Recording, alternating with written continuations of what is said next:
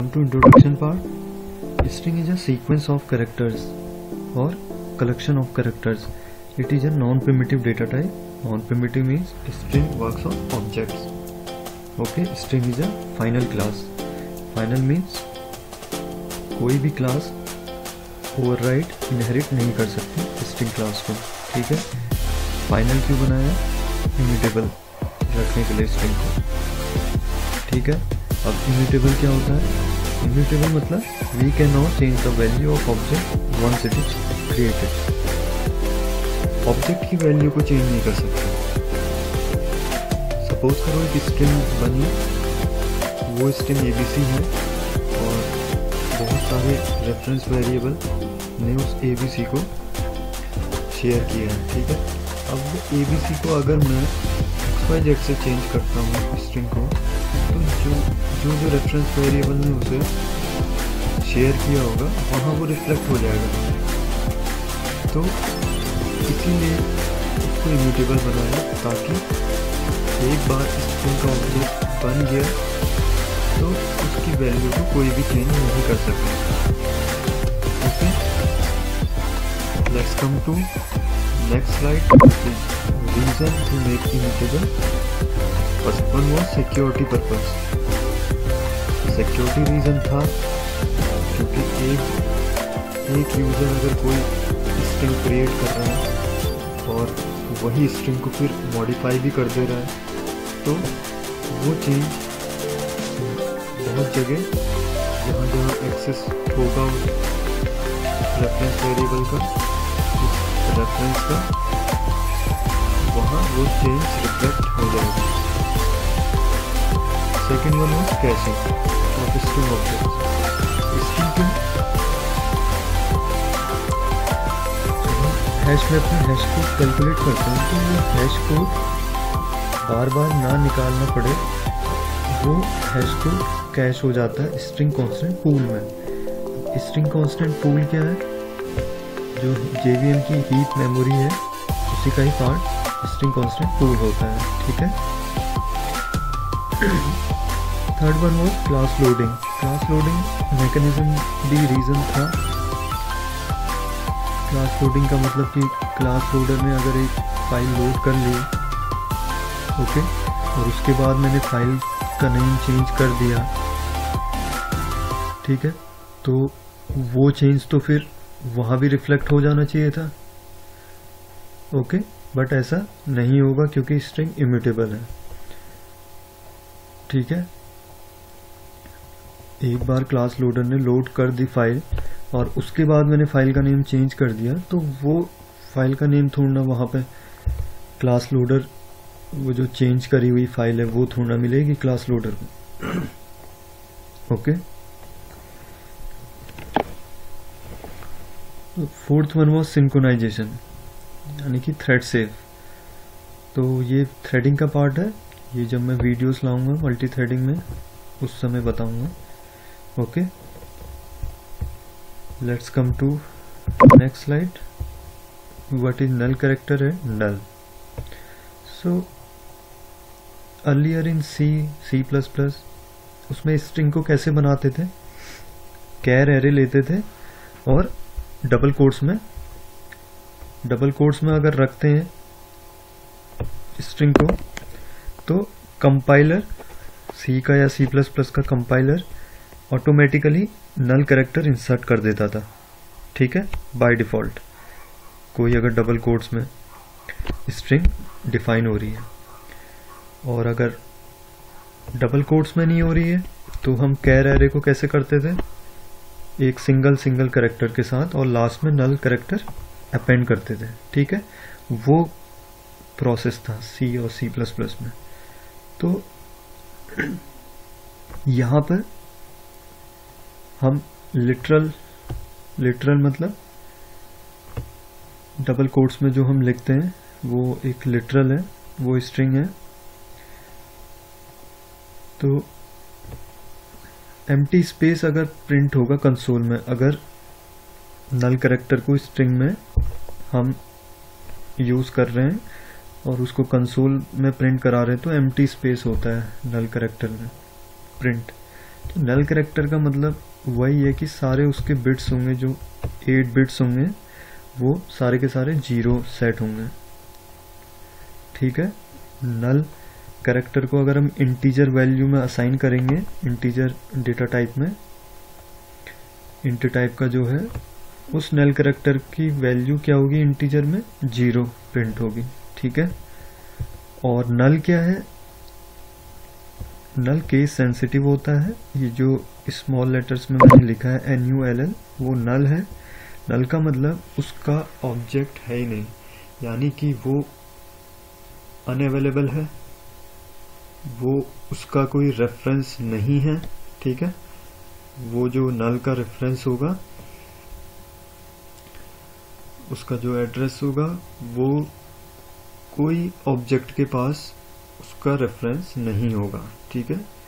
यानी कि नल एम्प्टी है, नॉन अवेलेबल है, नॉन एग्जिस्टेंस ऑफ ऑब्जेक्ट है, उसका रेफरेंस कोई ऑब्जेक्ट के पास नहीं होगा।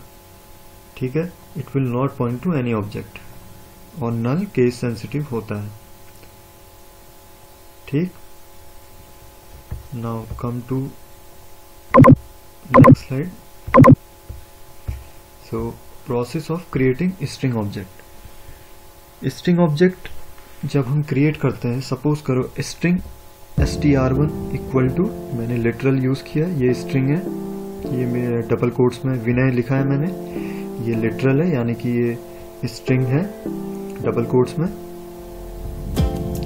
तो अब मैंने ये एक प्रोसेस हो गया क्रिएशन का स्ट्रिंग का। सपोज करो 2 टाइप से क्रिएट कर सकते हैं स्ट्रिंग का ऑब्जेक्ट को। एक तो फर्स्ट वन ये हो गया string strn equal to double quotes सीधे, तो ये इम्प्लिसिट वे हो गया, इम्प्लिसिट।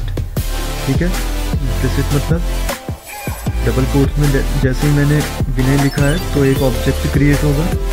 ठीक है। उसकी वैल्यू स्टोर होगी विनय स्ट्रिंग पूल में। ठीक है। अब स्ट्रिंग पूल किसके अंदर है, हीप स्पेस के अंदर है, यानी कि हीप का ही पार्ट है। और स्ट्रिंग पूल में स्टोर हो गया विनय, जो वैल्यू है स्ट्रिंग की। ठीक है। और उसका कोई रेफरेंस हो गया, कोई रेफरेंस एड्रेस हो गया। सपोज करो 10545 है इसका रेफरेंस एड्रेस। ठीक है। तो स्ट्रिंग पूल में एक ऑब्जेक्ट क्रिएट हो गया विनय नाम से। ठीक है। विनय उसकी वैल्यू है string. Next string str2 equal to new string, और उसमें मैंने स्ट्रिंग के पैरामीटर्स में दे रखा है पैरेंथेसिस के अंदर डबल कोट्स में दक्ष। ओके। तो str2 किसे पॉइंट करेगा, 2342 एड्रेस को पॉइंट करेगा। सपोज करो 2342 एड्रेस है, तो ये जो दक्ष स्ट्रिंग है ये स्ट्रिंग कांस्टेंट पूल में भी क्रिएट हुआ, और दक्ष हीप में भी क्रिएट हुआ। हीप में क्यों क्रिएट हुआ, न्यू ऑपरेटर हम यूज कर रहे थे, तो न्यू ऑपरेटर से जब स्ट्रिंग का ऑब्जेक्ट क्रिएट होता है तो 2 ऑब्जेक्ट क्रिएट होते हैं। एक न्यू ऑपरेटर से हीप में क्रिएट होगा स्ट्रिंग का ऑब्जेक्ट, और एक होगा स्ट्रिंग कांस्टेंट पूल में। ओके। दो ऑब्जेक्ट बनेंगे अगर हम सेकंड वे से जाएं। ठीक है। तो दक्ष की जो दक्ष स्ट्रिंग है वो एक स्ट्रिंग कांस्टेंट पूल में भी स्टोर है और हीप में भी स्टोर है। ओके। तो इसका एड्रेस अलग होगा जो हीप में बना, और जो स्ट्रिंग कांस्टेंट पूल में है उसका एड्रेस अलग है। ठीक है। अब सपोज करो मैं दोबारा से एक स्ट्रिंग ऑब्जेक्ट बनाता हूँ दक्ष नाम से, तो मेरा ऑब्जेक्ट नहीं बनेगा, वो ये 2342 एड्रेस जो है वही पॉइंट करेगा, यानी कि स्ट्रिंग कांस्टेंट पूल से उसने एड्रेस रेफरेंस एड्रेस पॉइंट कर दिया। कब, जब मैं सेम नाम से दक्ष नाम से कोई स्ट्रिंग ऑब्जेक्ट बनाऊंगा। तो ये यूज होता है स्ट्रिंग कांस्टेंट पूल का। इस प्रोसेस को इंटर्निंग बोलते हैं, क्योंकि स्ट्रिंग क्लास में इंटर्न मेथड भी होता है। तो इंटर्निंग यही हुई कि स्ट्रिंग कांस्टेंट पूल का यूज क्या हुआ, दोबारा से अगर कोई सेम नाम की स्ट्रिंग का ऑब्जेक्ट बन रहा है तो स्ट्रिंग कांस्टेंट पूल से उसका रेफरेंस एड्रेस पॉइंट कर देते हैं, ठीक है। एक नया ऑब्जेक्ट फिर से नहीं बनता, तो मेमोरी का यूसेज भी है। Okay, let's come to practical side. I am showing you in Eclipse. See friend, this is my test application, main class. Here suppose करो string object is created with str Vinay. Okay, अब str को मैं concat कर रहा हूँ भट से, तो string के मेथड्स होते हैं, ठीक है। कॉन्कैट भी एक मेथड है स्ट्रिंग का, तो डॉट कॉन्कैट मेथड लिया मैंने, कॉन्कैट के अंदर हम स्ट्रिंग डालते हैं, ठीक है। सपोज करो मैंने भट डाल दिया स्ट्रिंग में डबल कोट्स में। अब कॉन्कैट तो मैंने कर दिया भट से, और मैं प्रिंट कर रहा हूँ फिर कंसोल में str। ओके, str से मैं इसको प्रिंट कर रहा हूँ। Let's see what is printed.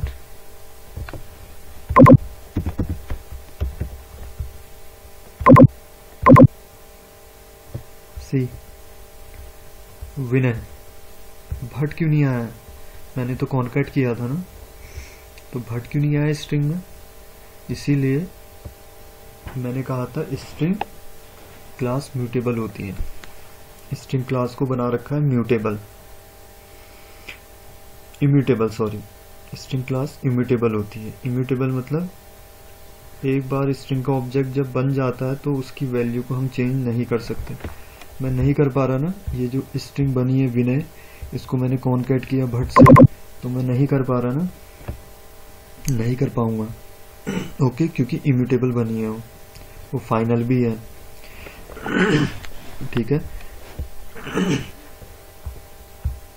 लेकिन मैं उसकी स्टेट म्यूटेट नहीं कर सकता, मैं चेंज नहीं कर सकता। कैसे करूंगा मैं चेंज? कर सकता हूँ मैं तभी कर पाऊंगा जब एक कॉन्कैट मेथड जब मैंने लिया ना, मैं दोबारा से एक स्ट्रिंग का फिर ऑब्जेक्ट लूंगा,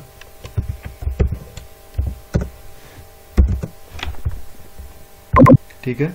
जो मैंने कॉन्कैट लिया, कॉन्कैट मेथड, उसको मैंने फिर दोबारा से एक स्ट्रिंग का ऑब्जेक्ट बनाया str1।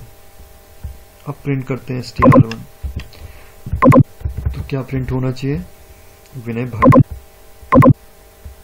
सी विनय भट्ट हुआ ना? ऑब्वियसली होगा, क्योंकि अब मैंने दूसरा ऑब्जेक्ट बना दिया स्ट्रिंग का, ठीक है। उसमें ही मैं चेंज नहीं कर पा रहा हूं, अंडरस्टैंड? ओके, तो आप समझ गए होगा इम्यूटेबल क्या चीज है स्ट्रिंग में, ठीक है। सिक्योरिटी रीजन था, कैशिंग था, हैश कोड कैश हो जाता है, यानी कि स्टोर होता है, ताकि दोबारा से हैश कोड दोबारा से ना निकालना पड़े, तो वो कैश होता है, इसीलिए कैशिंग ऑफ स्ट्रिंग ऑब्जेक्ट था।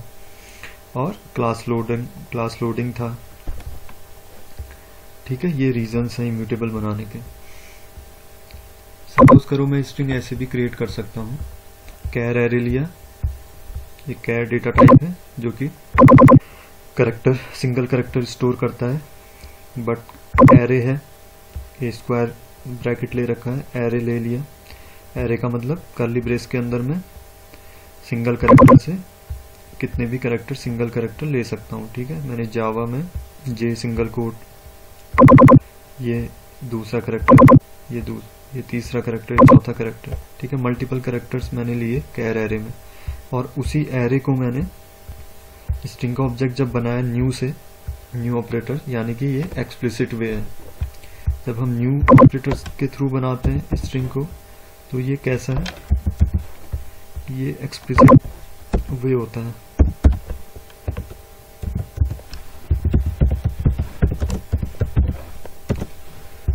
Creating string object, okay. और ये कैसा था? Implicit.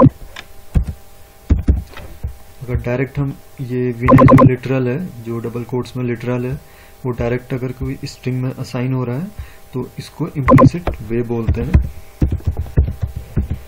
Implicit way of creating object. Okay, understand? ठीक है, वो एरे को मैं अगर स्ट्रिंग पैरेंथेसिस में मैंने पास कर दिया पैरामीटर में एरे को, तो मेरा स्ट्रिंग एरे भी बन गया। ठीक है, इसका ऑब्जेक्ट बन गया स्ट्रिंग एरे। str एरे को प्रिंट कराऊंगा तो मेरा जावा ऐसे प्रिंट हो गया। ठीक है, कॉनकैट हो गया। ठीक, तो सिंगल कोट में हम कैरेक्टर डिनोट करते हैं और डबल कोट्स में स्ट्रिंग, जो कि लिटरल हुआ। ठीक है, अब ये नल कैरेक्टर जो मैं कह रहा था, ये नल कैरेक्टर \0।